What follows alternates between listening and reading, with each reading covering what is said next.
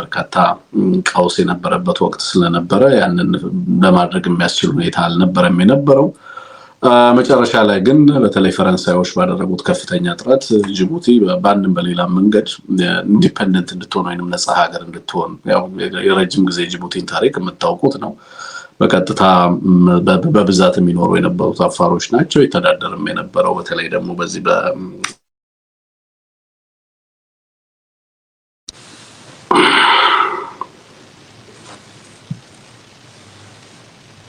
ይቅርታ የቴክኒክ ችግር አጋጥሞን ነው። ከዚህ አንፃር የፈረንሳዮች በተለይ ሙሉ ለሙሉ ወደ ሶማሊያ እንዳትካለል በማድረግ ነፃ ሀገር እንድትሆን የራሳቸውን ጥረት አድርገዋል። ወደ 10,000 የሚጠጉ የሶማሌ ተወላጆችን መልሰዋል። ፍቃድ የላቸውም። የጅቡቲ ተወላጆች አይደሉም። ያው እንደምታውቁት አፋሮች እና ኢሳዎች ናቸው በብዛት የሚኖሩበት ጅቡቲ። በዚህም ምክንያት ነፃ ሀገር ሆነ። ኤኒዌይ ኢትዮጵያ በውስጥ በነበራት ምክንያት ውስጥ በነበረችበት የውስጥ ጉዳይ ቀጠናው ላይ ያላት ተጽዕኖ በጣም የተዳከመበት ጊዜ ነበር። በኋላ ላይም በጣም ከፍተኛ የሆነ በተለይ ደግሞ ይሄ ኢማሌድህ የሚባለው ድርጅት ሀገር ውስጥ ይፈጽም የነበራቸው ነገሮች በዚህም እዛም በጣም ብሩታል የሆነ ፖሊሲ ነበር ይከተል የነበረው። ሀገሪቷ በጦርነት ስትናጥ የነበረበት ወቅት ስለነበረ በተመሳሳይ አሁን ኢትዮጵያ ያለችበት አይነት ሁኔታ ውስጥ ነበር የነበረው። ኮንቴክስቱን ላመጣላችሁ ነው። የውስጥ ጉዳዮች ምን ያህል ቀጠናዊና ዓለም አቀፋዊ ሁኔታዎችን እንደሚወስኑ ነው። አሁን በቅርብ ጊዜ እንግዲህ የምታዩት አሁን ዛሬ ለምሳሌ መሰረት ሚዲያ ልክ ስቱዲዮ ስገባ የአንድ ይዞት የወጣውን ነገር እየተመለከትኩ ነበር። ለቴክኒሻናችን ልኬለታለሁ። በቅርቡ የተፈራረሙት ኢትዮጵያና አሜሪካ በቅርቡ የተፈራረሙት የጤና ትብብር ሰነድ የኢትዮጵያንን የግል ጤና መረጃ አሳልፎ መስጠት እንደሚያካትት ይፋ ሆነ የሚል ነው። እኔ የፍርሚያ ስምምነቱ ጠዋት ተካሂዶ ከሰዓት ፕሮግራም ሰርቼበታለሁ ይህንን እንደሚያካትትና ምንም ጉዳዩ አልነበረም። ኢትዮጵያ ውስጥም ያለው ልሂቅ ይሄ ጉዳይ ብዙ ያስጨነቀው አይደለም። አገዛዙ እንዳልኩት ዴስፐሬት ነው። ምንም ነገር ካገኘ ከመፈረም ወደ ኋላ አይልም። ምንም ነገር ቢቀርብለት አሁንም በነገራችን ላይ ከዚህ ፕሬዚደንት ትራምፕን በተመለከተ የፕሬዚደንት ትራምፕን እንትን በተመለከተ ንግግር ወይንም ደብዳቤ በተመለከተ ግብፅን በተመለከተ ያዙትን አቋም በተመለከተ ብዙዎቻችሁ የኢትዮጵያ ምላሽ ምን ሊሆን ይችላል ምናምን የሚል ጉዳይ ታነሳላችሁ እና ጉዳዩን በጣም ትልቅ ጉዳይ አድርጋችሁ ለመከራከር ወይንም ደግሞ እንትን ለማድረግ በተቆርቋሪነት ስሜት እንዲነሳ አንድ ሰው ትላንትና በእኛም ፕሮግራም ላይቭ ላይ ደውላለን አንዲት እህት ይሄ ጉዳይ ዲያስፖራውን ሊያስነሳው ይገባል ምናምን የሚል ነገር ስታነሳ ነበር የነበረውና ኦህዴድን አታውቂውም ነው። ኦህዴድ ምን አይነት አገዛዝ ምን አይነት ስብስብ እንደሆነ ስለማታውቂው ነው እንደዛ ያልሽው የሚል ነው የኔ አጭር ምላሽ ማለት ነው። ኦህዴድ ዛሬ ርዕስ የተጠቀምኩት ኦህዴድ ተኳለች ወይስ አይኗን አጠፋች የሚል ነገር ነው ይዤ የመጣሁት እንደ ርዕስ ማለት ነው። ለምንድን ነው ኦህዴድ ተኳለች ወይስ አይኗን አጠፋች? ያው ኳላለው ስትል አይኗን አጠፋች የሚለውን አማርኛ ተረት ነው የወሰድኩት። በነገራችን ላይ ይህንን አባባል ኢህአዴግ 97 ላይ ወያኔ ያደረገውን ምርጫ ተከትሎ በኋላ ፕሬዚዳንት ኢሳያስ አፈወርቂ ይህንን ቃል ተጠቅመው ነበር እና ብዙዎቻችን የምናስታውሰው ቃል እንደሆነ እረዳለሁ። ብዙዎቻችሁም ይህንን ቃል ታስታውሱት እንደምትችሉ ገምታለሁ። ኦህዴድ ምን እያደረገች ነው ዛሬ? ለምሳሌ ዛሬ ዋለችበትን ውሏን ብቻ ነው ለማየት የምሞክረው። ወደዚህም ስቱዲዮ እንድገባ ያደረገኝ ሀገሪቱ ውስጥ ያለው ሁኔታ ሀገሪቱ ውስጥ ያለው ተጨባጭ ሁኔታ በሁሉም ዙሪያ ላይ ሀገሪቱ ዙሪያ ላይ ኢትዮጵያ ዙሪያ ላይ የሚታዩትን ክራይሲስ እነዚህ ክራይሲሶች ዞሮ ወደ ኢትዮጵያ ነው የሚመጡት። ምንም ጥያቄ የለውም። እነዚህ ድምር ውጤት ኢትዮጵያ ላይ እየተንጸባረቀ ነው። ቀጥሎም ደግሞ የዚህ የቲያትር ኦፍ ኮንፍሊክቱ ኢትዮጵያ የመሆን እድሉ በጣም ከፍተኛ ነው። ምክንያቱም ኢትዮጵያ ላይ ያለው ስብስብ በዋናነት ይሄንን ተጋላጭነት ስቦ የሚያመጣ ማግኔት ነው። ኢትዮጵያ ላይ ያለው አገዛዝ ግጭቶችን ከየትኛውም አካባቢ ስቦ ወደ ራሱ ቀጠና የሚያመጣ አገዛዝ ነው። የዚህ ተጋላጭነት ዋነኛው ምክንያት ደግሞ በእግሩ ላይ መተኮስ መጀመሩ፣ ኢትዮጵያን ማንደድ መጀመሩ። the heart የዚህ ሁሉ ቀጠናዊ ትርምስ መነሻው ኢትዮጵያ ውስጥ ኦህዴድ የሚያካሂደው ጦርነት ነው። ኦህዴድ ኤክስቴንድ ያደረገውን ፖሊሲ ከደርግ በኋላ የቀጠለን ፖሊሲ ነው ይዞ የመጣው። ጸረ አማራነቱ ውርስ አሁን በአንድ ጊዜ የተላበሰው ወይንም በአንድ ጊዜ የተጎነጨው ጽዋ አይደለም። ያደገበት የነበረን ፖሊሲና ሌጋሲ ነው ያስቀጠለው። ይሄንን ከዚህ በፊት የነበሩ ስርዓቶችም አድርገውታል።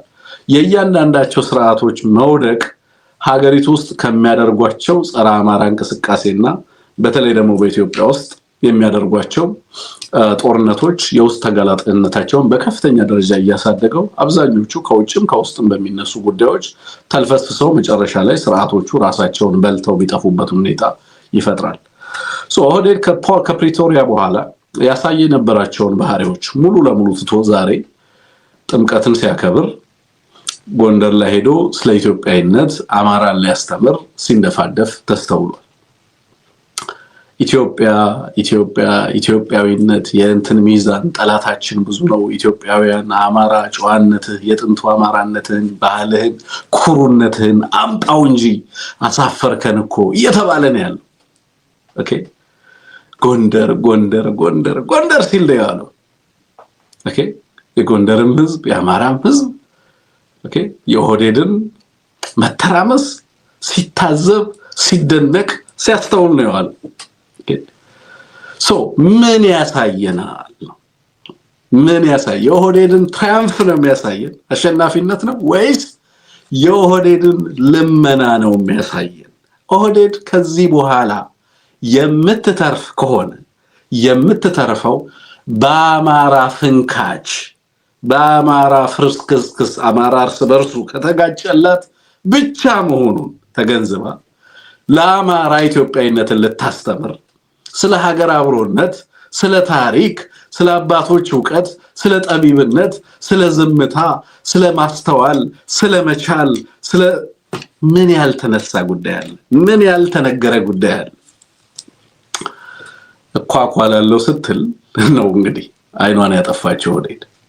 ኦኬ መጀመሪያ ጸረ አማራነቷን መቆጣጠር አቅቷት፣ የአንድ ፍራቷን መቆጣጠር አቅቷት፣ ሀገሩ ሁሉ በእጄ ገባ ብላ አለኝ የምትለውን የምድርና የሰማይ ጦር ሁሉ አንጋግታ የአማራ ህዝብ ላይ ሰደደች። በየሀገሩ የምትሳደርገው ላለፉት 40 ዓመታት አማራን በየቦታው ሀገር አልባ ስታደርግ፣ ረፍት አልባ ስታደርግ ማንም የሚጠይቃት ባለመኖሩ መጨረሻ ላይም በብአዴን እገዛና ድጋፍ ቀጥታ መታ ስልጣኑን ያላንዳች መስዋዕትነት የረባ መስዋዕትነት እጅ ከፈንጅ ስልጣኑን በቀጥታ እጇ ላይ ያስገብተውላት ሀገርን ሲሰጧት ኢሚዲየትሊ የዘመተችው ስጋቶቼ ናቸው ለምትላቸው የኢትዮጵያ ህዝብ ወደ ራሱ ህዝብ ነው የተኮሰው። ኢሚዲየትሊ ሰዎች የሀገሪቱን ጥቅም ኢትዮጵያውያንን አስተባብሮ ኢትዮጵያ የተሻለ ጥቅም በቀጠናው ላይ እንዲኖራት ባለም አቀፉ ሰላም ላይ ሚኖራትን ሚና ከማጽናት ይልቅ ኢሚዲየትሊ በጠላትነት የፈረጀው ፍላጎቱን ለማስፈጸም ስስታምነቱን ለማስተጋባት በቀጥታ ዞር ሲል ከማን መሬት ይንጠቅ፣ የማንን ወርቅ ይውሰድ፣ የማንን መሬት ይውሰድ፣ የማንንን ወንዝ ይጥለፍ ኢሚዲየትሊ ዛቻውን የጀመረው በኢትዮጵያ ህዝብ ላይ የምትጠላውን ባንዲራ ዛሬ ስትጋተው አለች። የት? ጎንደር ላይ የምትጠላውን ባንዲራ ልታየው ማትፈልገው ዜና ሲሰሩ ጋዜጠኞቹ አረንጓዴ ቢጫ ቀይ ያለበትን እየዘለላችሁ ቅረጹ ተብሎ አቅጣጫውን ላይ ይሰጣቸዋል ለጋዜጠኞቹ። አረንጓዴ ቢጫው እንዳይታይ ከታየም ከሩቅ እንዲታይ ያድርጉ።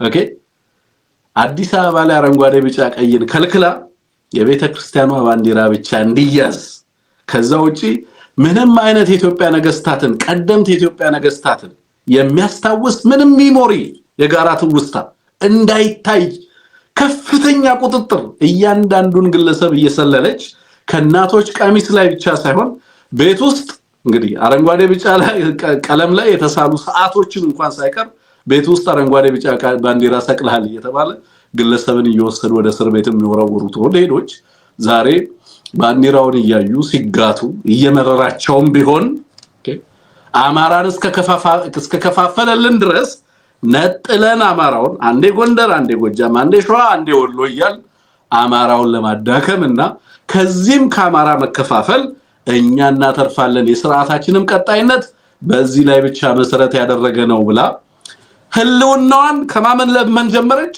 ከራሱ ከአማራ መጠየቅ ጀመረች። ኦህዴድ አይድንም፣ አማራም አያድነው። ይሄንን በግልጽ ማስቀመጥ ለምን ጠቡ ከማጋር ነው ከመላ ኢትዮጵያውያን ጋር ነው ጠቡ ከማጋር ነው ከመላ የቀጠናው ህዝብ ጋር ነው ጠቡ ከማጋር ነው አጠቃላይ ከተቀየረው የዓለም አቀፍ ኦርደር ጋር ሊድን የሚያስችል ፖለቲካዊ ምልከታ ሊድን ሊያድነው የሚያስችል መሰረታዊ ለውጥ በሀገሪቱ ውስጥ ሊያመጣ አልቻለም ይዞት የተነሳው ያደረጋቸው እያደረገ ያላቸው ጦርነቶች በአጠቃላይ ይሄንን አገዛዝ እንዳይድን የሚያደርጉት መሆናቸውን በግልጽ መመልከት ይቻላል ዛሬ በተለያየ አካባቢ ላይ ሄዶ በነገራችን ላይ በተደጋጋሚ ሁለት ነገር ሲያነሱ አስተውላለሁ አንደኛው ትልቅ ህመም የፈጠረው ጉዳይ ምንድነው አማራ ነኝ ማለቱ ፕሬዝዳንቱም ተልኮ አፈጉባኤውም ተልኮ እንትን ጉባኤውም ተልኮ የተላከው ሁሉ ለአማራ የሚነግረው ምንድነው ወደ ቀደመ ኢትዮጵያዊነት ለምን አትመለስልንም ነው ጥያቄው ጎጃም ተከዶ ምንድነው የሚባለው የድሮውን ጎጃም መልሱልን ነው ሸዋ ተከዶ ምንድነው ይባላል የድሮውን ሸዋ መልሱልን አማራ ትሁኑብን እባካችሁ ስንረግጣችሁ የምትችሉ ስናፈናቅላችሁ የምትችሉ ስናዋረዳችሁ የምትችሉ የኛ በላክናችሁ ጦርነት ላይ ሁሉ እየሄዳችሁ የምትማገዱ ከዛ ውጪ ምንም ሚና የሌላችሁ የራሳችሁ የፖለቲካ ጣፈንታ የሌላችሁ ተወዛዋዦች ናቸው ስለዚህ በእንደዛ አይነት በአርበኝነት ስሜት እያስታጠቀን የምንልከው ወታደር ብቻ ሆናችሁ እንድታገለግሉን እንፈልጋለን ስለዚህ አማራና የአማራን ንቃት አጥፉ ከጭንቅላታችሁ እና ስርዓታችሁን ለበፊቱ ማንነታችን እገሌ ነው ይያላችሁ ወደዛ ቁመና ተመልሳችሁ መንግስታችሁን አጥብቃችሁ የመንግስት ተላላኪ ሆኑ እየተባለ እየተማጸነ ነው በሄደበት ቦታ ሁሉ ስለሰው የሚያነሳው ህዝቡን እየሰበሰበ የሚያነሳው ጥያቄ ይሄ አማራ ተበላሸ እንደዚህ አልነበረም ድሮ ምናቀው ያርሳል ይቀድሳል በቃ ፖለቲካ ምንም አይመለከተውም ምን ይሰራል ፖለቲካ ምን ይሰራለታል ምን ይረባዋል ምን ይጠቅመዋል እንደበፊቱ አንገቱን ደፍቶ በዓላት አሉ በዓላት ይፈቀዱለታል እሱን ያከብራል ከዛ ውጪ ሀገር ተጠቃሽ ሲባል ለምትፈልገው ጦርነት ተማግደዋል ከዛ ውጪ ግን ምንም አይነት ፖለቲካዊ ምንም አይነት የውክልና ምንም አይነት ህጋዊ በሀገሪቱ ውስጥ የሚኖረው ተሳትፎ ኢንሲግኒፊካንት የሆነ የፖለቲካ ማህበረሰብ ያልሆነ ግን ካልቸራል ግሩፕ ሆኖ ባህልንና ሃይማኖታዊ ጉዳዮችን ብቻ ያከበረ በኢትዮጵያ ውስጥ እንዲቀጥል ተፈለገ ማን መጥቶ ነፃ ወጣው አማራነት መጥቶ ነፃ ወጣው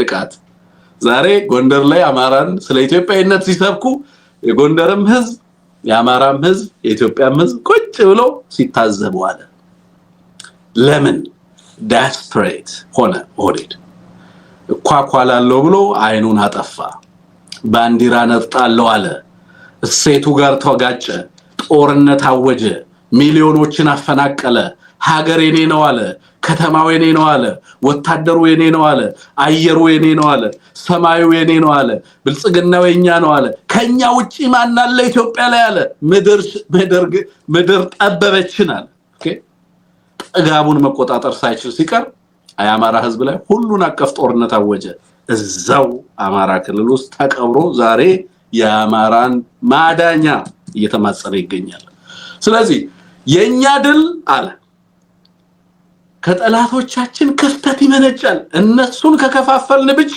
እንቀጥላለን ካልሆነስ አንቀጥልም አትቀጥሉም ለምንድነው አማራን መከፋፈል አትችሉም ምንብለው ነው በነገራችን ላይ የድሮውን አማራ ቢሆን በደንብ ተከፋፍለዋል ሲጀመር አማራ ሆኖ ይቆም አይደለም የድሮ አማራ ለኔ ካልቸራል ግሩፕ ፖለቲካል ግሩፕ አልነበረም አማራ ተጠቂነቱ ከዚህ ፖለቲካ ብጽውትና ይመነጫል ተጠቂነቱ ፖለቲከኛ የፖለቲካ ማህበረሰብ ባለመሆኑ ምክንያት ተመጽዋች ማህበረሰብ ነበር የነበረው ፖለቲካሊ ማለት የራሱ ጉዳይ በሚባል ጉዳይ አልዘመተም ስለራሱ አንዲት ነገር አልሰራም። ከተሞቹን በአግባቡ አላበጀም። ልጆቹን በአግባቡ አላነጸም። አማራ ላደረጋቸው መንገድ አልሰራም፣ ትምህርት ቤት አልሰራም፣ አርሶ አደሩን አላነቃም፣ ህይወቱን አልቀየረም። ለምን አልቆመማ? ፖለቲካው ሲቀየር፣ ምህዳሩ ሲቀየር ልሂቃኖቹ እዛው እንደቆሙ ነው። ኦኬ መተው እነ ኢማሌድህ እነ መይሶን እነ ሰደድ እነ ኢጫት እነ ወዝሊክ ሲመጡ ውስጣቸው ማይክሮኮዝም ኦፍ ናሽናሊዝም ነበር። የራሳቸው እና ራሳቸውን የሚያዩበት እና አማራውን የሚያዩበት መነጽር ታጥቀው ነበር የመጡት። ኦህዴድ ሲመጣስ ኦኬ አማራው ግን በወቅቱ ከአርበኝነት ስሜት በዘለለ በተደራጀ መንገድ የራሱን የፖለቲካ ጣፈንታ በተመለከተ ንቁ አልነበረም። ስለዚህ ማንም ለሚፈልገው ኃይል ተጠቀመበት።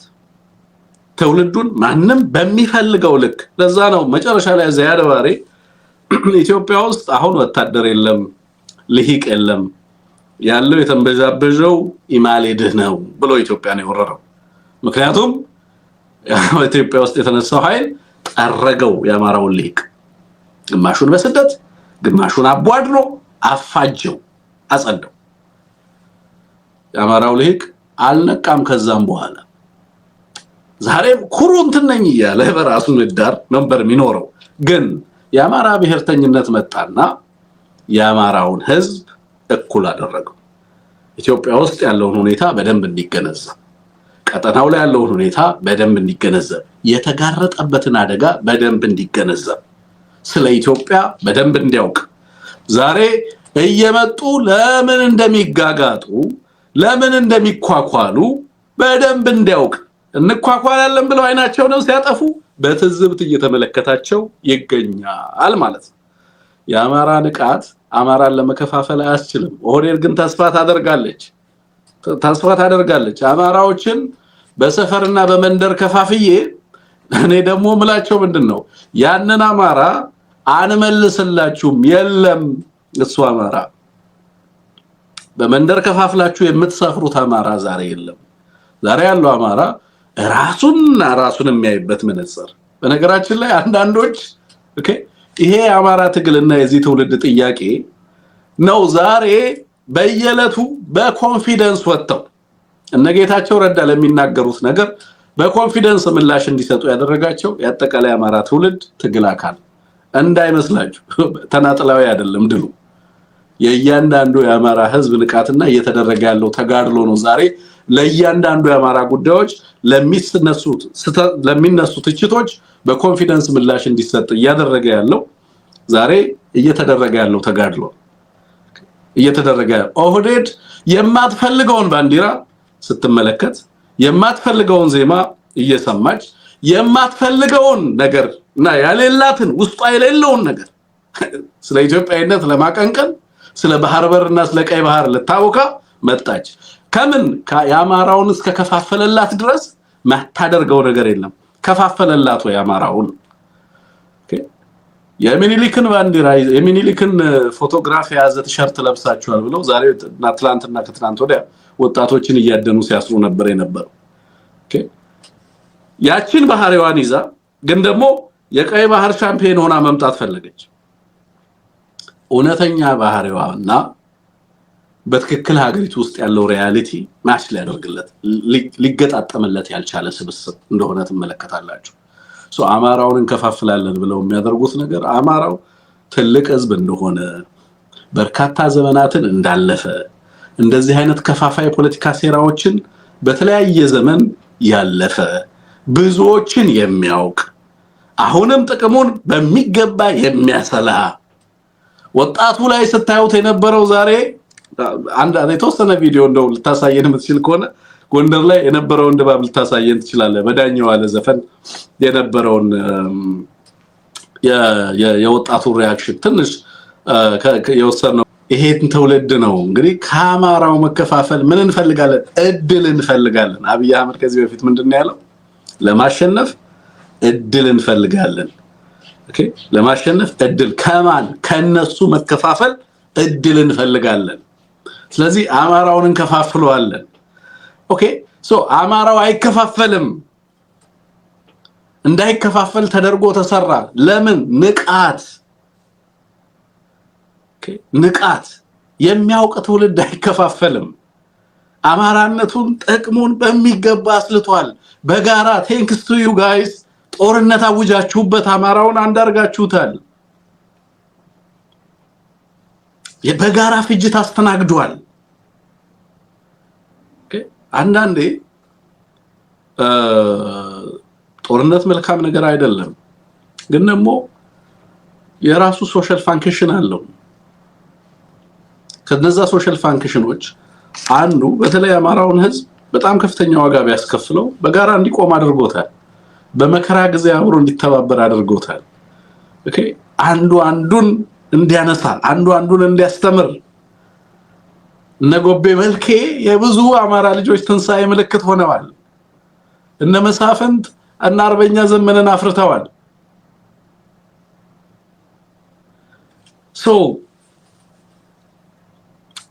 ከዚህ ህዝብ እድል አታገኝም። በግልጽ እየነገረ ነው። እዚህ ትውልድ ላይ የምታየው ሙዚቃውን እንኳን ብትመርጥለት አታስቆመው። ድል ያደረገ ህዝብ ስሜት ነው የምታየው አማራው ላይ። ያሸነፈ ህዝብ ስነ ልቦና ነው የምትመለከተው እዚህ ላይ። ኦህዴድ አይኗን አጥፍታለች ኳላለው ብላ ማለት ነው። አሁን ከአማራው መከፋፈል አገኘዋለሁ የምትለውን እድል እንዳታገኝ ደግሞ እሳት የሆነ ትውልድ ተነሳባት። የሚያውቅ ትውልድ ተነሳባት። በአካባቢ ከፍለ የማትገዛው ትውልድ ተነሳባት። እንደ ሌሎቹ ኢንዳይሬክት ፖሊሲዎቹ ሰለባ ልታደርግ አማራው ከፋፍለ አማራው ልታስተዳድር ልትገዛ አንዱን አገነስት ሌላው እያነሳሳች አማራው የራሱ ታሪካዊ ሰፊ ታሪክ መሰረት ያለው ህዝብ ስለሆነ አንዱ ላይ ያነሳሳው ይሄዳል። ነፃ መጥቶ ማን ነፃ አወጣው? የአማራነት ንቃት። ለዚህ ነው መጀመሪያ ባህር ዳር ሄዶ አብይ አህመድ ምንድነው ያለው? ገና ሳልመራ ልታፈርሱኝ ነው እኮ አለ። የአማራ ብሔርተኝነት ትልቁን ህዝብ የኦሮሞ ብሔርተኝነት አሳነሰው። እናንተም አማራዎች እባካችሁ የአማራ ብሔርተኝነትን ድሮፕ አድርጉልኝ አለ። ነው የማይሆነውን እና የዛ ማሳያ ዛሬ በአጠቃላይ በአማራ ክልል የምታዩት በህዝቡ ዘንድ የትግሉ በዲያስፖራው ዘንድ የምትመለከቱት የዚህ ትውልድ ጥያቄ በጣም ባለፉት 30-40 ዓመታት ከነበረው በጣም ፋንዳሜንታሊ የተቀየረ። ስለዚህ ነው ይሄንን እንትን ይሄዱበታል። ግን ደግሞ ብልህ ስለሆነ ያማራው ትግል እንዴት አድርጎ ለሚፈልገው አላማ አንደኛውንም ማኒፑሌት ያደርጋል፣ ትግሉን እያቀጣጠለ ደግሞ ወደሚፈልገው ውጤት የሚያደርሰውን ስራ at the same time ደግሞ ይሰራል። ስለዚህ ኦህዴድ አማራ ላይ ጦርነት አውጃ አማራ ያድነኛል ብላ ከአማራ ተስፋ ታደርጋለች ማለት ነው። አማራው አይ ቲንክ ይሄንን ይገነዘባል ብዬ ተስፋ አደርጋለሁኝና እስኪ ነገር ላድርሳችሁ ብዬ ነው። ኖርማሊ ይሄንን ስላስተዋልኩ ነው ዛሬ የገባሁት። ሌሎችም የቀደማ የሶማሌላንድ ላይ ያለውን ጉዳይ ላሳያችሁ። ቀጠናው ላይ በጣም በርካታ ጉዳዮች አሉ። የጅቡቲ ጉዳይ አለ፣ ሶማሌላንድ ላይ አውዳል ላይ ያለው ሁኔታ። በነገራችን ላይ ኢሳዎች ኦልሞስት ዜላን መልሰው ተቆጣጥረዋል። ከዚህ በፊት ጅቡቲ ፋንክሽናል ነበር። ጅቡቲ ፋንክሽናል ስለነበረ ኢሳዎች ብዙ የዜላ ጉዳይ ብዙ ያሳስባቸውም ነበር። አሁን ዜላን መልሰው ይዘዋል። ኦልሞስት ሶማሌላንድ ሁለት ግዛቶቿን አጣለች። ግን ደግሞ በእስራኤል አየር ጄቶች አሁን ሶማሌላንድ ላይ ሲያንዣብቡ ይታያል። ሳውዲዎች ወደ ሶማሌላንድ ሄደው ከፍተኛ ገንዘብ ሰጥተው ነበር። የእስራኤልን እውቅና ሶማሌላንዶች እንዲተው ወደ 15 ቢሊዮን ዶላር አቅርበውላቸው ነበር። ሶማሌላንዶች ከእውቅና ውጪ ይህንን ገንዘብ አንቀበልም ብለዋል። ቀጠናው ላይ ዩናይትድ አረብ ኤምሬትም ወደ ህንድ በመሄድ አጋሮቿን ለማስፋት ጥረት እያደረገች ነው። ያው እንደምታውቁት በተለይ እነ ሳውዲ እና ቱርክ ኮአሊሽን ፓኪስታንን ስላመጣ ህንዶችም ባንንም በሌላ መንገድ ይሄን ዩናይትድ አረብ ኤምሬት ጥምረት የፈለጉት ይመስላል። እንግዲህ ሳውዲዎች ከዚህ በኋላ በሚያደርጓቸው ጥረቶች አይ ቲንክ እሱ የሚወሰን ይሆናል ብዬ አስባለሁ። ግን የሳውዲ እና የዩናይትድ አረብ ኤምሬት በነገራችን ላይ የዩናይትድ አረብ ኤምሬት ምሁራን ሰሞኑን ጂሲሲ በአስቸኳይ ኢመርጀንሲ ሚቲንግ እንዲያደርግ ጠይቀዋል። የዚህ የገልፍ ኮኦፕሬሽን ካውንስል የሚባለው አለ አይደል? እሱ በፍጥነት ስብሰባ እንዲያደርግ ኢመርጀንሲ ሚቲንግ እንዲያደርግ ጠይቋል። ምክንያት ያሉት የሳውዲ ሚዲያዎች ጸረ ዩናይትድ አረብ ኤሚሬት የሆነ ከባድ ዌቭ ተነስቷል። ያንን ለማስተንፈስ በአስቸኳይ ጂሲሲ ስብሰባ ማድረግ አለበት እያሉ ዶሃ በጣም ከፍተኛ ፕሬሸር እያደረገች ነው ያለችው። ዩናይትድ አረብ ኤሚሬት እጅግ ከባድ ሁኔታ ውስጥ ነው ያለችው። በጣም ከባድ የሚባል ሁኔታ ውስጥ ነው ያለችው። ጦርነቱ በሱዳን፣ በሊቢያ፣ በኢትዮጵያ እና በየመን የተወሰነ አልሆነ አለ። እስከ ዳቮስ ድረስ ስዊዘርላንድ የሚዘጋጅ ጉባኤ አለ። እስከዛ ድረስ ሄደ። ከዛ አለፈ እስከ ህንድ ድረስ ሄደ። በጣም በበርካታ ቦታዎች ላይ ነው እንትን እያለ ያለው ማለት ነው። እና በዚህ ውስጥ የተሻለ አጋርነትን ለማሳየት ከሌሎች ሀገራት ጋር ትብብር ለማሳደግ ጥረት እያደረገ ነው ያለው መሐመድ ቢን ዘይድ። ይሳካለታል? የሁለቱ መሐመዶች እንግዲህ እንቅስቃሴ ምንድነው የሚለውን ነገር እናያለን። የኢትዮጵያ ተጋላጭነት ግን ከውጪ ከሚመጣው ተጽዕኖ ሳይሆን የሚመጣው አማራ ላይ ካወጀችው ጦርነት ይመነጫል። ኦኬ፣ ኦህዴድን የሚበላው አማራ ላይ ያወጀው ጦርነት ዘርፈ ብዙ ቀውስ ውስጥ እንዲከተት ለምሳሌ አሁን ይሄንን ከቀደም ያልኳችሁን ዘገባ ይዞ እንዲወጣ ያደረገው ምንድነው? የዚህ መሰረት ሚዲያ የኢትዮጵያንን የጤና ዳታ አሳልፈው ለመስጠት ለምን ተስማማ? ኖርማል ሰርከምስታንስ ላይ አያደርገውም። ኬንያዎችም አላደረጉትም። ግን ለምን አደረገው? ቢካዝ ምንም አማራጭ የለውም። ደብዳቤው ለምንድነው ለግብጽ የተጻፈው? እነ ትራምፕ ምንድነው የሚያውቁት? ይሄ አገዛዝ በምን አይነት ሁኔታ ውስጥ እንዳለ ያውቃል። በምን አይነት ሁኔታ አንደራደርም እኮ አላልን። ውሃውን ሞልቶ ጨርሷል እኮ። ግን አደራድሩኝ እያለ እየተማጸነ ነው። አሁንም ቢሆን መቼም ቢያልኩኝ እኔ እያለ ነው ያለው። መቼም ቢያልኩኝ እኔ የራስን ውሃ በህዝብ ገንዘብ የተሰራ በኢትዮጵያውያን ጋር ጥረትና ትብብር የተሰራ ነገር አሳልፎ ኦህዴድ እንደሚሰጥ ይጠበቃል። ምን አማራጭ አለውና እምቢ ይላል? ኦኬ፣ እየተዋጋ አይደለም እንዴ ከራሱ ህዝብ ጋር ያለው? ስለዚህ የሽንፈቱ ሁሉ መነሻ ቀጠናው ላይ በዚህ ደረጃ ሪጀክት እንዲደረግ ፍራግመንትድ እንደሆነ ፍራጃይል እንደሆነ እነ ጅቡቲ ጭምር ሳይቀር እንደምታውቁት ጅቡቲ በተለይ ከዚህ ከሐሰን ጉሌድ አብቲዶን ነው አይደለም የመጀመሪያው የጅቡቲ ፕሬዝዳንት ከሐሰን ጉሌድ ጀምሮ ኢትዮጵያን በተመለከተ ሐሰን ጉሌድን ብትመለከቱት እንደውም ኢሳያስ ባንድ ወቅት አሰጡልኝ ይሄን ኢትዮጵያዊ ምናምን ብሎት ነበር። ሐሰን ጉሌድ ኢትዮጵያዊ እንደሆነ ሁላ ነበር ይነገር የነበረው። በኋላ ላይ መጣ ያው ፕሬዝዳንት ጊሌ የሚባለው ያው ጊሌ ፓን ሶማሌ አቀንቃኝ ነበረ ነው። በተለያየ ሂደት ውስጥ በደህንነት ስልጠናዎችን የወሰደ ፕሮዚያድ ባሬ ነበረ ሰው ነው። አሁን ላይ ያለውንና የያዘውን አቋም ስትመለከቱ በተለያዩ አካባቢዎች ላይ ሀገሪቱ ያለችበትና የምትታይበት ኢትዮጵያ ውስጥ ያለው ስርዓት ምን አይነት ስርዓት ተደርጎ የሚታይበት አጠቃላይ የዚህ ተጋላጭነት ሁሉ ምንጩ ምንድነው? ኢትዮጵያ በሀገሪቱ ውስጥ በህዝቦቿ ላይ የጀመረችው ጦርነትና በተለይ ደግሞ የምታንጸባርቀው ባለፉት በርካታ ዓመታት ያደረገቻቸው የዘረጋቻቸው ተቋማዊ፣ ህጋዊ፣ መዋቅራዊ ሁኔታዎች ሁሉ ተጋላጭ የሆነች ሀገር እንድትሆን ተጋላጭነቷ ከህገ መንግስቱ ከምኑ ይመነጫል። አሁን ከምታደርጋቸው ጦርነት፣ ጸረ አማራነት እንቅስቃሴ ከነዚህ ሁሉ የሚመነጭ ነው። በእንደዚህ አይነት ሁኔታዎች ውስጥ ተጋላጭ የሆነ አገዛዝ ቀጠናው ላይ በእንደዚህ አይነት መንገድ እንደዚህ በንቀት ቢታይ የሚገርም ነው ብዬ አላስብም። በዓለም አቀፉ ማህበረሰብም ዘንድ በዚህ ደረጃ መታየቱ መሰረቱ ከዚህ የሚመነጭ አድርጋችሁ ልትወስዱት የምትችሉት ነገር ነው። ስለዚህ ከዚህ በኋላ የሚኖሩትም በቅርቡም ሲያደርጋቸው ለምሳሌ ታይዋንን በተመለከተ ምን አግብቶት ነው ታይዋንን በተመለከተ እንደዚህ አይነት ስምምነት ፈርሞ በአደባባይ ያንን ነገር ያወጣው? የሄደ አካል ሁሉ የፈለገውን ነገር ያስፈርመዋል ማለት ነው። ምክንያቱም ያለበት ሁኔታ ምንም ወዲያም ማለት የሚችልበት ሁኔታ አይደለም ያለው። አዝሎንጋስ ጦርነቱን ሰፕላይ ማድረግ እስከቻለ ድረስ ማንኛውንም ነገር ለምሳሌ ቻይናዎቹ ጋር የታይዋንን ጉዳይ ሲፈራረሙ የእዳው ጉዳይ አለ በቀደም ያነሳውላችሁ። ከዛ ውጪ የጦር መሳሪያ በተለይ ድሮን አቅርቦት ጉዳዮች ነበሩበት። ከንግግራቸው አካል ውስጥ አንዱ አድርገውታል። እንደምታውቁት ከዚህ በፊት ቻይናዎቹ ድሮን አንሰጠህም ብለውት ነበር። በዩናይትድ አረብ ኤሚሬት በኩል ይሄ ሊሎንግ ነው ምናምን የሚባለው የቻይናው ረጅሙ ድሮን ማለት ነው። እሱን በዩናይትድ አረብ ኤሚሬት በኩል ነው በኋላ ላይ አግኝቶ የነበረው። ሁለቱ ድሮኖች ሲበላሹ መልሰው ለሪፔር ቻይና ላኩ። ቻይናዎች መልሰው ድሮኑን አልሰጧቸው። እነዛ የድሮን እና የስምምነቶቻቸው አካል እያደረጉ ምናምን ነው የሚጠይቋቸው እያንዳንዱን ነገር ስትመለከቱ ማለት ነው። እያንዳንዱ ነገር ከምን ጋር አስተሳስሮታል? ያገዛዝ አማራው ጋር ከሚያካሄደው አማራው ላይ ካወጀው ጦርነት ጋር አስተሳስሮታል። አይድንም የምለው ለዚህ ነው። አይድንም የምለው በቃ የዚህ አገዛዝ ፎከስ አማራው ቀጠናው ላይ የሚሆነው ነገር ትርምሱ ምናምን የዚህ ኢፌክት ነው። ከዚህ በሚነጭ ተጋላጭነት ላይ የቆመ ፖሊሲ ስለሆነ ሶሊድ መሰረት እንደሌለው ስለሚያውቁ ጎረቤት ሀገራትም አገዛዙ ለሚፈልጉት ዓላማ ይጠቀሙበታል።